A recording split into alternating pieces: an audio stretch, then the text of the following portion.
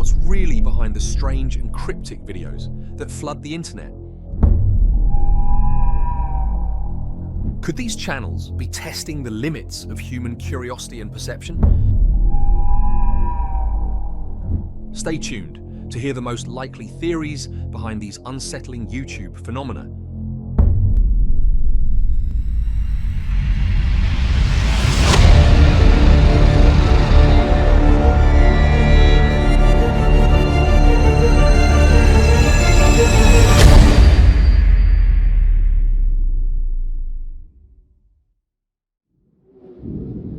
In the depths of YouTube, beyond the reach of trending lists and popular feeds, exist channels so strange and frightening that they challenge everything we know about the world around us.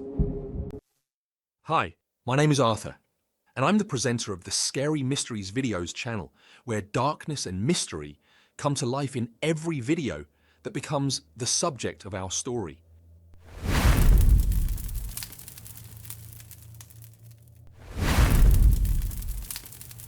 Not much time has passed since the beginning of our journey, but we have already managed to explore some of the lesser known and dark corners of YouTube. In these shadowed spaces, channels filled with strange and eerie content are hidden. Some of them reveal the fates of their creators, while others seem to predict the destinies of the entire world. And although the general public knows almost nothing about these channels, they become true treasures for the curious mind. Their content immediately sparks immense interest, creating an atmosphere of thrilling detective intrigue around them. Undoubtedly, we will return to the study of these mysterious channels in the future. However, now it's time to announce that our introductory part is complete, and we are heading towards the true giants of YouTube, those channels that have spawned entire communities, continuing to seek answers to their mysteries. And rightfully so, this list should begin with the channel Unfavorable Semicircle, which represents one of the grandest mysteries on YouTube. Under normal circumstances, I would provide you with a link to the channel, but in this case, only a few small archives of videos from Unfavorable Semicircle remain online. You can find links to these archives in the description below. So, what happened to the original channel? This is what I intend to tell you about. Unfavorable Semicircle was created at the end of March 2015, and by early April, a massive upload of videos began on this channel, with a frequency of up to several per second. The first videos lasted about 5 seconds. Their titles contained only numbers and the Sagittarius symbol, and the content consisted of a background with a colored pixel in a frame. During the video, a male voice would pronounce a letter or a number. Starting from February 14th, 2016, the channel began releasing videos with titles that included the word Brill, along with numbers and the astrological symbol. The content, if it can be described as such, became more complex, with several pixels appearing on the screen. Despite the creators' apparent lack of intent to attract viewers, the mysterious content of the Unfavorable Semicircle videos and the high frequency of uploads could not go unnoticed. As a result, the channel went viral, even being discussed by the BBC. However, the channel did not escape the attention of moderators, who on the 25th day of February 2016 blocked the Unfavorable Semicircle account on YouTube for violating the platform's terms of service. I believe this was due to the excessive activity in uploading videos. The subsequent events related to the channel are worthy of the best detective plots. On the 15th day of March 2016, an encrypted text was found on the Google Plus page associated with the blocked YouTube account. It contained links to a Twitter account and a new YouTube account, both named Unfavorable Semi. Later, in September of that same year, an additional YouTube channel named Stabilitory Newing was added to the mix. The new channels continued to upload a large amount of content. Now, a series of almost identical videos alternated with unique clips. The titles of the clips began to feature other words instead of Brill, such as brother, harvest, breadth, retio, and so on. The audio in these videos varied from distorted music to barely discernible speech and possibly encoded binary audio. Some videos lasted only a few seconds, while others were much longer. One silent video lasted 11 hours. The overall content remained consistent: abstract, pixelated images. Interestingly, Playing these videos often caused malfunctions on Android devices and the Nintendo Switch, as well as slowed down other gadgets. The reason for this phenomenon has not yet been determined, but it is likely due to compression artifacts used in the creation of unfavorable semicircle videos. Well, over the next year, the following facts were discovered, and the following assumptions were made. That a composite image made from the videos in the Harvest series contains text taken from the introduction to the Wikipedia article on art. That elements from some videos, for example the Breadth series, which appear as color gradients, can actually be extrapolated into 3D compositions. It was hypothesized that the glitches in unfavorable semicircle videos were used to explore stage fright and rowhammer exploits in Android. It was established that the music in the Retio series likely belongs to Miss Patricola and is a recording of the song Away Down East in Maine by the Virginians from the year 1922. One of the most important discoveries revealed that many videos contain individual frames that can be combined into larger images, although these compositions as a whole also defy any clear interpretation. By that time, the unfavorable semicircle channel had already become one of the most significant phenomena in internet culture. However, in July 2017, the channel unexpectedly went silent, and in September, the last video titled Reset Strange YD was uploaded. Shortly after that, the owners began manually deleting videos from YouTube, and then the channels themselves and the Twitter account were deleted as well. From that moment on, the only remaining account associated with unfavorable semicircle was the Google Plus page. And although unknown individuals repeatedly tried to restore the Twitter account and create new channels on YouTube afterward, all these efforts were likely just imitators attempting to exploit the channel's fame for personal gain. This is confirmed by a post published on the original Unfavorable Semicircle account on Google+, shortly before it was shut down by Google developers. The post, titled Real, contained a list of various accounts indicating that only these were created by the true authors of Unfavorable Semicircle. The absence of new YouTube channels in this list and the clarification that the original Twitter account was genuine only until September 2017 cast doubt on the authenticity of all videos and Twitter posts published after that date. Despite the lack of new videos from Unfavorable Semicircle, numerous research communities on Discord and Reddit continue to study the old videos, striving to uncover the hidden meanings embedded by the channel's creators. I will provide links to these communities in the description of the video. The Unfavorable Semicircle channel has disappeared, but its mysteries continue to intrigue and attract researchers. What was it? An alternate reality game, a numbers station, automated tests, abstract art, or a puzzle for selecting people into some secret society? Or perhaps it was just trolling, or the creation of a madman? We are interested in your opinion. Leave your ideas in the comments below this video. Who knows, maybe you will be the one to solve one of the most intriguing mysteries of our time.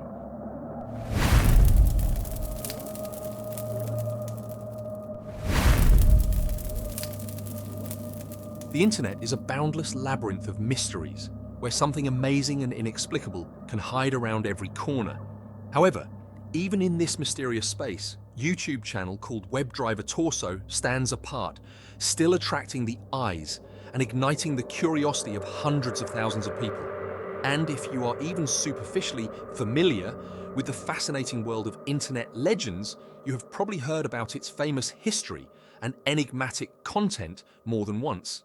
Therefore, my story will be not so much about the channel itself, but about its true purpose. Of course, I know that Google has presented its official explanation, but to call it convincing is an insult to common sense. And today, I'm going to detail my thoughts on why the official version doesn't hold up to any criticism. So let's not go into the nuances of the history of the channel. There are enough videos on the internet describing it thoroughly. I don't plan to repeat what has been known for a long time. Let's touch only on the key points, only what really matters. The YouTube channel Webdriver Torso was created in March 2013 and by September of the same year began uploading with incredible frequency clips of unknown purpose, which were combinations of red and blue rectangles alternating each other on a white background. These shapes varied in size, shape, and location on the screen. No matter how they were arranged, the red was always on top of the blue, though rarely overlapping it completely. The background was a strange series of primitive short beeps. Most videos lasted about 10 seconds, but sometimes there were recordings of 1, 5, or even 25 minutes. The intervals between posting videos were also variable, ranging from 1 to 15 minutes. Uploading videos without breaks, the channel increased their number so quickly that today the total number of videos has already exceeded 600,000. All videos had the same name, Aqua or TMP, followed by a 6-digit combination of symbols at the end. The bottom left corner of each video invariably contained the caption aqua.flv and a 4-digit slide number. The monotonous, mysterious content, the complete lack of explanations, and the channel's amazing activity instantly attracted the attention of both ordinary YouTube users and avid researchers of internet anomalies to Webdriver Torso. No one could figure out what was behind this strange experiment. The channel quickly became the subject of heated discussions on Reddit and other forums, where users offered the most daring versions regarding the purpose of the creation of Webdriver Torso, from secret government projects and coded messages for spies aka number radio stations to speculation about alien messages hidden in the mysterious signals. As time went on, the popularity of Webdriver Torso only gained momentum, and the stream of videos continued to grow steadily. Following this, the number of hypotheses grew. Many began to suspect that these clips served to test artificial intelligence algorithms or were part of some avant-garde art project. At some point, the channel unexpectedly broke its strict pattern by adding meaningful Easter eggs to the video with rectangles, for example, the silhouette of Rick Astley dancing. This immediately sparked a wave of new rumors and speculation. Was it a subtle taunt from the creators of Webdriver Torso, or an attempt to further confuse viewers? It was only after the channel was talked about by major media outlets, like the BBC, that the creators of Webdriver Torso finally came out of the shadows. It turned out that Google employees are behind the channel, saying that Webdriver Torso was allegedly created to automatically test the quality of video uploads to Google-owned video hosting YouTube. According to them, the strange clips serve to test how compression and data transfer algorithms handle simple shapes and sounds. This official wording, at first glance, looked plausible enough and was in line with Google's reputation as a tech-focused company. However, despite Google's official statement, some observers still had doubts about the sincerity of this version, and admittedly, such doubts were not without merit. One of the most vulnerable points in Google's version was the use of the public YouTube channel to conduct tests. If the goal had really been to test the quality of videos, the company could have used internal servers or a private channel, where the videos could have been safely tested without being seen by the general public. But instead, they chose an open format, allowing any viewer to enjoy the dance of colored rectangles on the screen. The whole thing seems odd to say the least. Even more questionable was the frequency of downloads. The clips appeared every few minutes, with mechanical regularity, and were accompanied by numbering, as if as part of marketing testing. But testing of what? In addition, why was such a high frequency of posting the same type of content necessary if the goal was only to test the compression quality?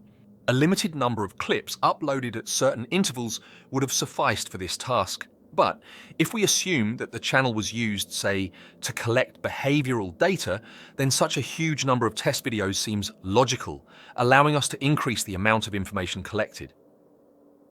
The choice of audiovisual elements of the video also seems strange. If the purpose of the channel was really to test compression algorithms, it would be logical to expect more diverse scenes and shapes that would reveal possible compression defects in much more detail. However, Webdriver Torso was limited to simple geometric shapes and monotonous sounds, more reminiscent of elements of a laboratory experiment to study cognitive perception. The presence of hidden Easter eggs, such as the silhouette of a dancing Rick Astley, raises additional questions. If the channel was faced with an exclusively technical task, why add such unexpected elements? Perhaps Google wanted to test which users would pay attention to such hidden imagery, which could be part of an experiment to study the perception of unexpected elements in a familiar visual environment.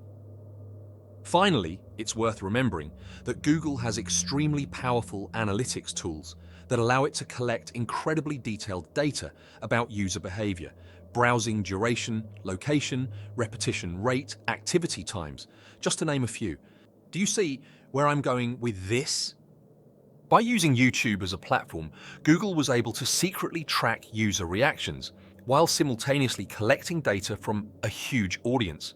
If Webdriver Torso was really intended to study cognitive responses, YouTube, with its billions of viewers, would provide the perfect conditions for a large-scale experiment, one that Google probably wouldn't want to spread the word about. The scale of the audience and access to fine-grained data would allow content perception to be studied at a level unattainable in a limited laboratory setting, while maintaining complete privacy. Skeptics might argue that such experiments require feedback from users. Otherwise, how could Google gauge viewers' reactions to watching the Webdriver Torso video? However, let's remember that the company has already been repeatedly accused of having its products record users' actions without their knowledge. Take the cases of voice assistants such as Google Assistant, which have repeatedly recorded ambient sounds and conversations even if the user didn't directly address them. This issue has been widely discussed in the media, and although the company verbally promised to review its privacy policy, the question remains. If Google allows itself to collect voice data, then what prevents the company from visually tracking the behavior of YouTube viewers? The example of Webdriver Torso really makes you think, what if Google used these mysterious videos to monitor user reactions? Can we completely rule out the possibility that there are hidden mechanisms recording viewers' behavior in front of the screen? While we have no direct evidence that Google collected such data, against the backdrop of recent privacy scandals, such a theory no longer seems so improbable. What prevented the company from tracking eye movements through a laptop camera, for example? Privacy settings on a browser? Don't make me laugh. In favor of the hidden experiments hypothesis is the fact that psychologists and neurophysiologists have long studied color and shape perception under controlled conditions. Such research aims to understand how the human brain processes the simplest visual stimuli, such as geometric shapes and basic colors.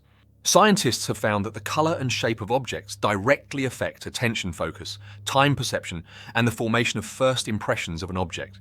Abstract shapes, like those very red and blue rectangles, are often used in laboratories to observe how people respond to simple and insubstantial stimuli.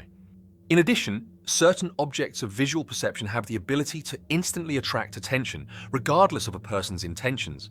For example, in classic visual search experiments, participants were shown many objects and asked to find one target object among them. And the simpler was the shape and color of the sought object, the faster it was noticed. Bright colors, repeating patterns, contrasting details, all these elements work flawlessly when it comes to capturing the viewer's attention. Webdriver Torso videos fit this description perfectly: short, simple, easily recognizable patterns. Equally, sound stimuli have long been the subject of close study in psychophysiology. Research confirms that certain sounds, especially rhythmic or repetitive cues, can significantly influence a person's attention span. In auditory perception experiments, participants were given short cues to listen to in order to find out how the brain reacts to changes in the volume, pitch, or frequency of a sound. Such auditory stimuli help to understand how a person navigates in a noisy environment, which sonic pulses attract attention more, and which ones remain in memory the longest. So, it's safe to assume that the goal of the Webdriver Torso project was to study how the brain perceives basic visual and auditory stimuli in a real-world environment and on a huge audience. Understanding how people respond to colors, shapes, and sounds holds great promise for fields ranging from advertising that affects the subconscious mind to creating interfaces that attract and hold a user's attention. In this chain of reasoning, the connection to advertising is particularly interesting.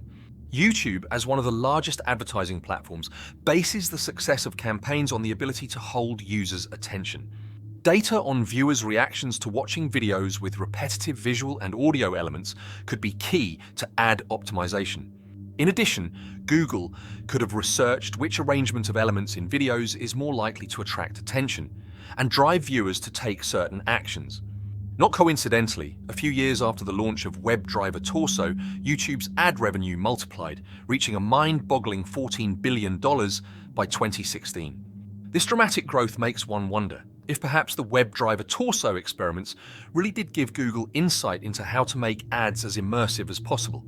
It's conceivable that the insights gained from those enigmatic experiments laid the groundwork for an advertising strategy that has since generated multi-billion-dollar revenues for the company. Webdriver Torso still remains one of the most intriguing mysteries in YouTube's history, a reminder of just how pervasive the hidden interference of tech giants in the lives of everyday people can be. We may never be able to figure out the true motives behind the creation of thousands of abstract Webdriver Torso videos, but this case raises an important question for us. How far can corporations go in their quest for data on human behavior? Each of us who log onto YouTube for mere entertainment risks becoming not only a viewer, but an unwitting participant in an experiment, unseen and unannounced. Well, sorry, YouTube, if we have revealed your secrets. And yes, for a certain amount of money, we can probably remove this video from all platforms. In the meantime, stay tuned. More interesting to come.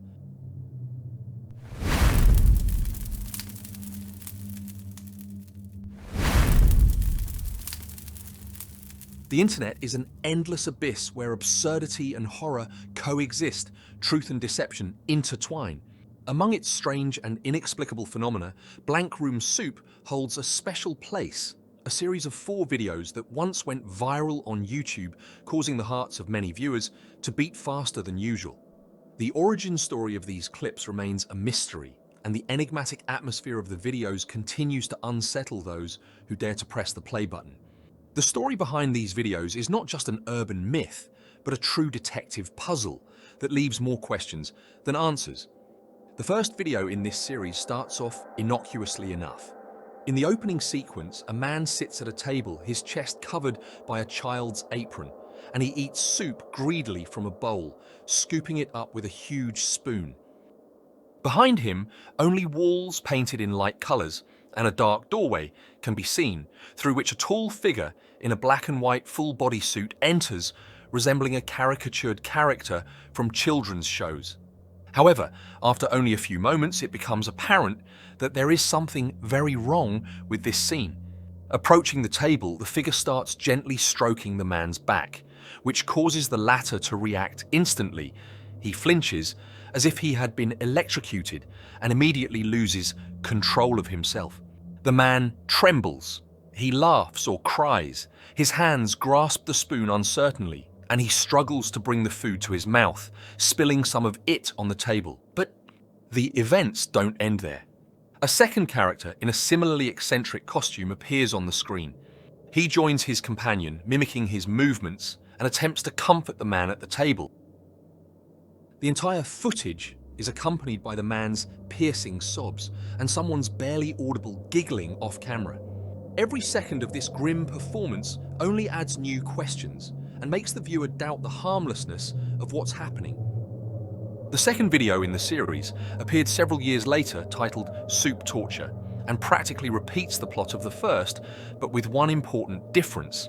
The figures in the costumes stand motionless at the doorway, as if waiting for something, and at the end of the clip, one of them suddenly attacks the man. We see the figure swiftly moving towards him. Hear the desperate scream of the man sitting at the table, after which the recording cuts off. The third video appeared just a few years ago and lasts a little over 10 seconds. The events unfold on the street. One of the mysterious figures drags a bound person who desperately tries to break free. Despite its short duration, this video serves as an important clue that will later help us find a rational explanation for everything that is happening. But we will talk about that at the end of our investigation. The fourth video was the least informative, but no less mysterious. The video shows a figure in a suit standing on a night street. Poor image quality and low lighting do not allow to see details, which, however, only adds to the mystery of what is happening. Well, when the first video, titled Freaky Soup Guy, appeared on the internet, it instantly grabbed the public's attention and sparked lively discussions. Hundreds of comments and dozens of hypotheses began to appear on various forums, each attempting to explain what was happening. One of the most discussed theories was the assumption that the man in the video was a person kidnapped by the mafia due to debts. According to this version, he had been held captive for a long time and subjected to both physical and psychological abuse. The criminals allegedly forced him to eat the remains of his killed family. On one hand, this version might explain the man's hysterical reaction at the table, but on the other hand, it resembles a creepypasta scenario and raises significant doubts about its credibility. Nevertheless, this theory became the basis for many sinister speculations. What lies behind these strange clips? Where did they come from? And who is behind the mysterious costumed figures? The internet community was hungry for explanations, but instead of clarity, new theories appeared, each of which became more and more frightening and gloomy. Among the many users interested in solving the mystery of Blank Room Soup, a girl known on YouTube by the nickname Rainbot deserves special attention, as her investigation turned out to be the most detailed of all that I have encountered. Her persistent effort to uncover the truth soon led her to the channel Ray TV, owned by a certain Raymond Percy, a talented animator who worked on projects like The Simpsons and Disney cartoons. An investigation revealed that the costumes worn by the frightening figures in the video belonged to characters from an early Raymond Percy project called Ray. The project originally involved simple sketches and animations, but then grew into a series of theatrical performances that were shown on small stages in Los Angeles. The girl was able to contact Raymond via Tumblr. He eagerly responded to her messages and told her that his character's costumes had been stolen during one of the performances. The performance was at one of the tiny clubs in city, so small that the artist's dressing room was in a van parked outside the club. And it was while the costumes were left unattended in the van that their disappearance occurred. Raymond and his team were very surprised and upset by the incident, but they had spare costumes, and the performance continued. A few weeks after the incident, Raymond received a video on his email, which soon became widely known as Blank Room Soup. Seeing his costumes in the video, he was puzzled. To understand the situation and avoid unfounded accusations, he decided to upload the clip to the internet. Raymond told Rainbot that he was particularly struck by the precision and fluidity of the movements of the people wearing the stolen costumes. This harmony of movement had been practiced for months by the troupe in rehearsals, and it made him think that the thieves had carefully studied and copied every nuance of their performances. Whoever was behind this, they hadn't just stolen the costumes, but had adopted all the characteristics of the characters, turning them into something far more sinister. This story seems quite plausible. The first video, titled Freaky Soup Guy, first appeared on YouTube in the year 2005, uploaded by an anonymous user with the pseudonym Renaissance Man. The video was accompanied by a brief description, "We don't know, what is it?" which perfectly fits a video featuring your own stolen creations if you wanted to share it with friends. Moreover, subsequent videos on this channel showcased art projects closely related to Raymond Percy's name, providing grounds to believe that the pseudonym Renaissance Man was indeed Raymond himself. It is worth noting that the second video in the series, titled Soup Torture, was also uploaded to the Ray TV channel, which belonged to Raymond, on the Dailymotion platform. Raymond himself categorically denied his involvement in the production of this video and left only one phrase in its description: "What is happening in this clip? And why do these people look like us?" In general, everything seems to match. However, in the third, later video, where Ray's character leads a man bound with rope down the street, an interesting clue appears. Unlike the previous footage, the victim in the suit can be attempted to be identified. From his clothing, glasses and makeup, musician Gil Sharon from a rock band with the intriguing name Stolen Babies can be recognized. Several photos from the time show that Sharon wore identical attire and makeup at the time. While this alone is not conclusive evidence, further steps of investigation have confirmed that we are moving in the right direction. Firstly, it turned out that Raymond's show characters repeatedly appear in the music video of the group's song Push Button, released about a year after the publication of Blank Room Soup, and the animation for this music video was done by Raymond himself. Secondly, we can assume that it was some sort of gift to the band's vocalist, Dominique Lenore Percy. Yes, that's right, Percy, the little sister of Guess Who. Moreover, before trusting the Raymond's version, presented in Rainbot's investigation, it is worth carefully examining the details of the first videos.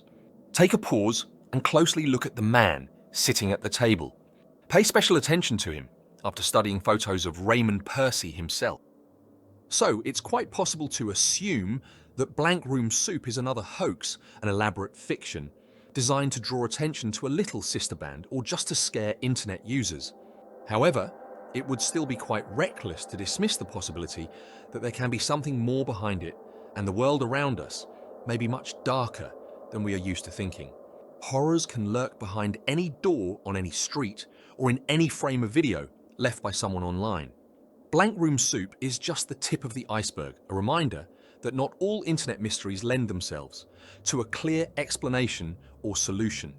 And while the questions remain unanswered, this series of videos continues to live its life, causing fear, amazement, and disbelief, and its mysterious power continues to influence viewers, making them search for hidden meanings and truth behind the mysterious shots. Stay tuned, more mysteries lie ahead, and we still have enough light with us to break through the most impenetrable darkness hidden in the depths of the internet. Subscribe to Scary Mysteries videos right now. Immerse yourself in the unknown and become part of the revelation.